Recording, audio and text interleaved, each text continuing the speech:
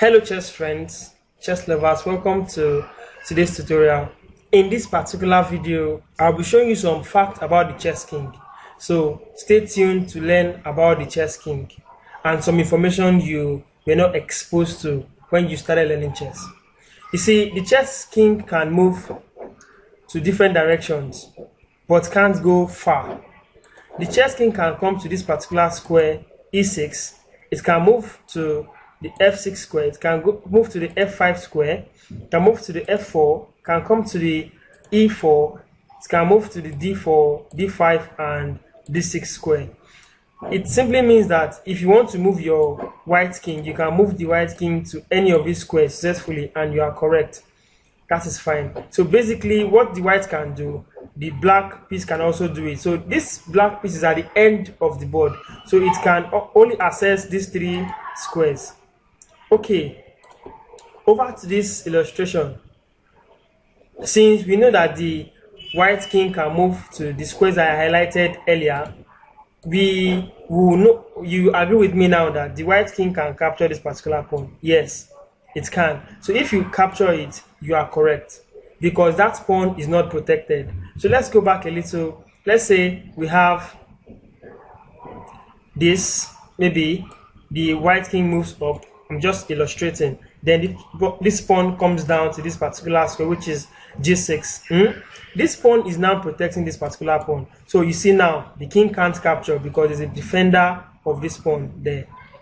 Thank you. So over to this illustration too. The king and the king, they have shared territory. Let me explain.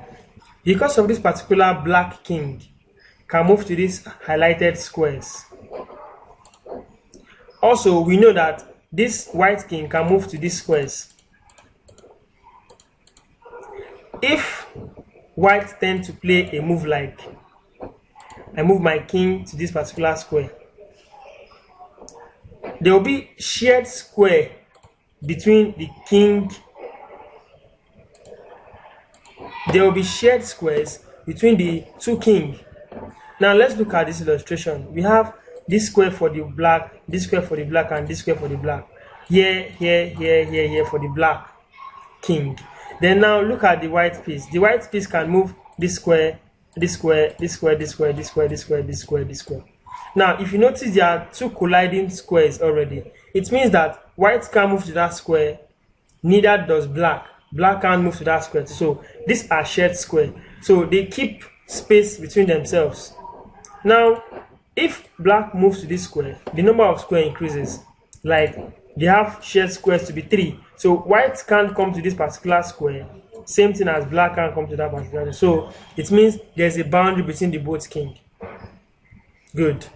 You've gotten that part. Back to the initial position of the pieces on the chessboard. I have this. Now white to move. I want to show you a particular feature of the king that you can use in your games. If it's white to move and white plays this pawn here, and black plays this particular pawn, and black plays his king to e4, trying to capture the pawn, how can you defend this pawn? You can defend the pawn by bringing the king down, or you can choose to move your pawn forward. Now, the reason why this pawn is defended is because it is in the territory of the white king. So the white king is the defender here.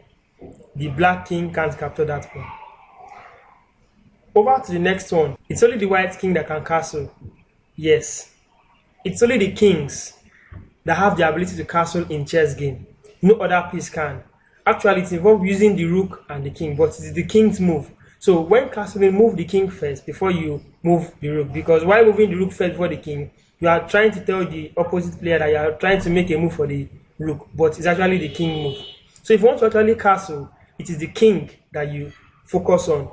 You make your castling, and castling can be achieved when you completely remove the two pieces between the two pieces, which is the king and the rook. So the pieces between the rook and the king are mostly, sometimes you can have the knight and the bishop, while in the long castling you can have the queen, the knight, and the bishop. So if you remove those pieces completely, you can now castle either short side or long side. So let's see a brief illustration here.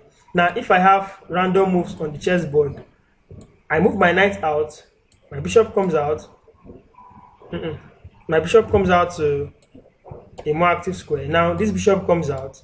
As you can see here, I have attained a position where I don't have my bishop and my knight in those squares again. So for me to castle, I'll move my king, then now the rook follows. So in this example too, I can say the same thing. I move my king first, then the rook follows. So those are the special moves you can add to your knowledge about the kings of the chessboard. So if you've enjoyed this particular video, thank you for watching. Please subscribe to my channel and like. Whatever is not clear to you, drop in the comment section below. I will respond to your questions or your suggestions. Thank you and have a wonderful day.